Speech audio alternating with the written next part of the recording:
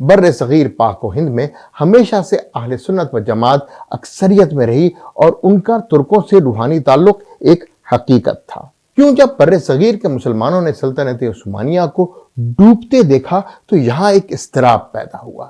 انگریز نے مسلمانوں میں موجود اضطراب جو کہ ترکوں کی حمایت کے لیے تحریک میں تبدیل ہو رہا تھا، بڑی چالاکی اور عیاری سے ہائی جیک کیا اور ہندو مسلم اتحاد کی پرسپشن بنانے کے لیے گاندھی کو بھی اس تحریک کا حصہ بنا دیا۔ سلطنت عثمانیہ کو گرانے کے لیے دو محرکات بڑے پروفیشنل انداز سے استعمال کیے گئے۔